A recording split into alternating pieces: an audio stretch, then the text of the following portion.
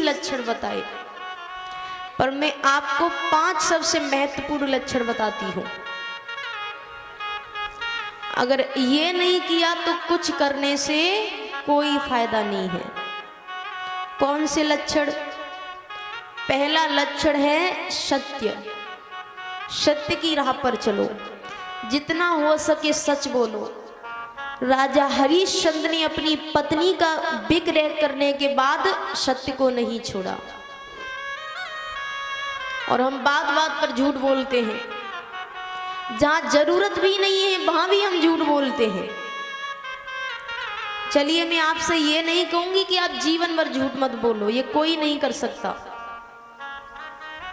लेकिन हम बोल तो सकते हैं। पर ऐसी बातें बोल करके फायदा भी क्या है? जो आप लोग सुने ना, वो बातें करें ना, तो इनसे बोलने से क्या फायदा? देखिए, मैं कहती ऐसी बातें हूं जो आप लोग कर सके। तो कोशिश करिएगा कि जहां जरूरत नहीं है वहां झूठ मत बोलो। जैसे मैं आपको एक उदाहरण देती हूं। एक झूठ ऐसा है जिस झूठ को हम दिन में 5-6 बार तो बोल ही देते हैं। जैसे मान लीजिए आप किसी से मिलने जा रहे हो, आपने समय बांधा है कि भाई इतने बजे हम वहाँ पहुँच जाएंगे। वो व्यक्ति वहाँ उतने बजे पहुँच गया। अब आपको फोन कर रहा है कि अरे भाई कहाँ हो, इतना समय हो गया अभी तक नहीं आए। आप क्या जवाब? बस 2 मिनट रास्ते में हुए। पर सच्चाई क्या है? अभी घर से बाहर भी नहीं निकले।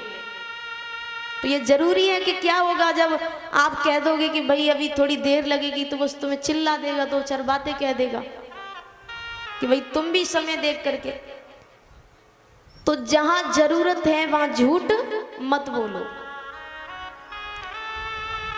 क्योंकि देखिए, कहते हैं ना कि हमारे पापों का घड़ा होता है। घड़ा मान लीजिए वो एक ऐसा घड़ा है जिसमें एक छोटी से छोटी भी चिट डाली जा रही है। वो तुम्हारी झूठ का चिट है ना, वो भी उसमें डाला जाएगा। सच्ची बात है ये। अब क्या पता आपके छोटे छोटे झूठों से ही वो पाप का घड़ा भर जाए। अब आप लोग सोचेंगे कि भाई हमने कोई बड़ा झूठ तो बोला नहीं है, सिर्फ छोटा झूठ बोला है। तो जहां जरूरत ना हो वहां झूठ मत बोलो। दूसरा लक्षण बताया गया दया, जो बिल्कुल भी नहीं है। हमारे सामने आजकल गलत कार्य होते हैं और हम चले जाते हैं मुंह फेर करके। चलिए, जो मुंह फेर करके जाते हैं वो ये जवाब देते हैं कि भाई हम तो इतने दयालु हैं कि हमसे ये चीज देखी नहीं जाती, इसलिए हम चले जाते हैं, क्योंकि हमसे ये चीज देखी नहीं जाती। पर आजकल ऐसा नहीं है। आजकल तो हम वहां खड़े रहते हैं, देखते रहते हैं, और साथ में एक और क्रूरता का कार्य करते हैं। क्या करते हैं? वीडियो बनाते हैं।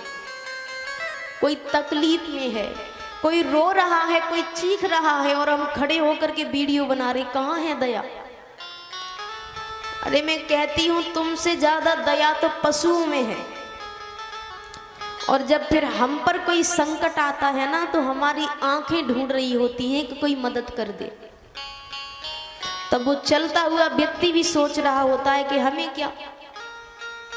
जो आपने मन में सोचा होगा, देखिए मैं ये नहीं कहती कि अपनी जान जोखिम में डालकर किसी की मदद करो, ये कोई नहीं कर सकता, क्योंकि अपनी जान सबको प्यारी है। पर कई बार ये ऐसा होता है कि कुछ गलत कार्य हो रहा है, तो आपके चिल्ला देने से या एक आवाज करने से वो चीज वहीं रुक जाएगी, लेकिन हम उतना भी नहीं करते।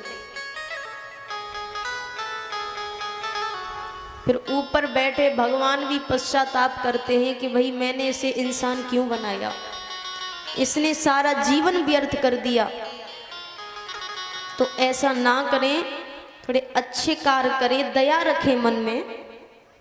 और तीसरा लक्षण बताया गया पवित्रता। घर पवित्र रखें, खुद को पवित्र रखें, साफ सुथरे रहें। और चौथा लक्षण है तपश्चर्या। चलिए, हम खुद को साफ सुथरा रख सकते हैं, आजकल तो नए नए शैम्पू साबुन निकलते ही जा रहे हैं आए दिन, पर हम जितना साफ हैं और मन से उतने ही काले हैं। कहते हैं ना कि काला धन तो सरकार लेकर के चली जाएगी, पर काला मन कहाँ से लेकर के जाएगी। तो सबसे खराब तो वही है। तो विचार पवित्र रखें, वाणी पवित्र रखें। किसी को कुछ कहने से पहले 100 बार सोच लें कि सामने वाले को क्या असर पड़ेगा। और आप ये कहें कि भाई हमारे पास 100 बार सोचने के लिए समय ही नहीं है, तो आप ये सोच लेना कि ये शब्द जो मैं इससे कहने जा रहा हूँ, यही शब्द लौट करके मुझे कोई कह दे तो मुझे कैसा लगेगा। और आप अगर सोचे कि भाई मुझे तो अच्छा नहीं लगेगा, तो दूसरे से भी मत कहो, क्योंकि थप्पड़ अमीर को मारो या गरीब को मारो लगता उतनी ही जोर से है।